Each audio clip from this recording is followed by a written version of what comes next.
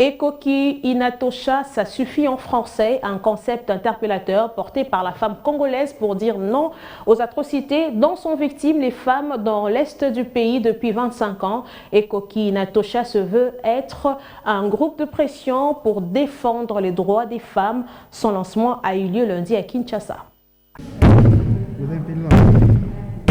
Ekoki en lingala, Inatosha en swahili, pour dire ça suffit en français, c'est à travers ce concept interpellateur que les femmes congolaises ont exprimé leur ras-le-bol face aux atrocités dont sont victimes les Congolaises et les enfants depuis 25 ans dans l'est de la République démocratique du Congo.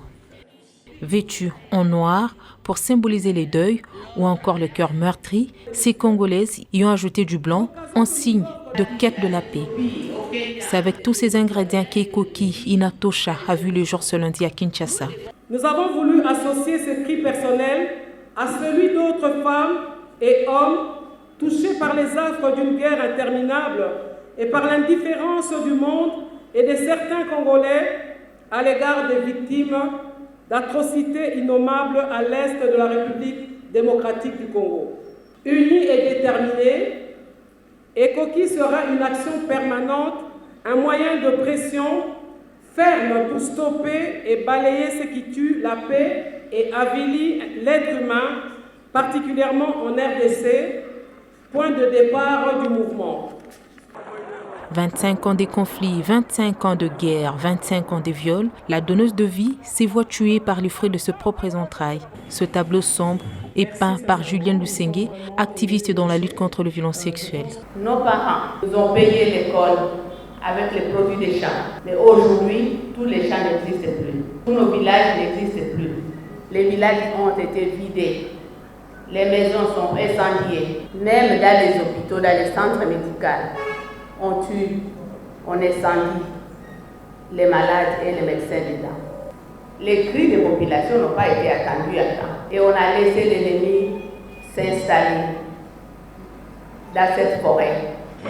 Loin des désarmés, les femmes congolaises espèrent vivre le changement à travers ce mouvement de pression Ekoki Inatosha pour défendre le droit des victimes. Ces pressions doivent être maintenues au niveau national, régional et international.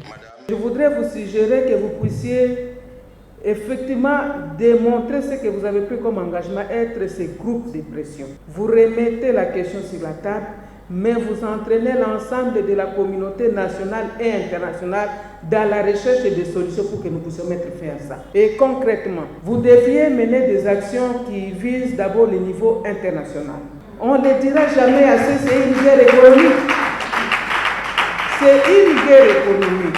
Ces pays qui aujourd'hui mettent ADF comme terroristes savent qu'il y a des multinationales qui tirent profit de cette situation.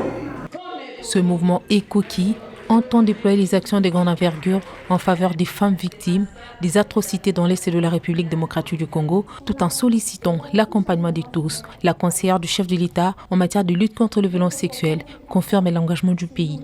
Le président de la République, chef de l'État, compte énormément sur nous, les femmes, pour relever le défi du développement de notre pays et ne tolérera jamais une violence de nos droits, quelle qu'en soit la forme. Mon cabinet travaille très fort avec les Nations Unies pour délister le pays de cette liste noire après que la RDC, notre pays, a été pointée comme étant leur capitale de viol. Ekoki Inatosha annonce une méga marche pacifique pour le 3 avril prochain à Kinshasa.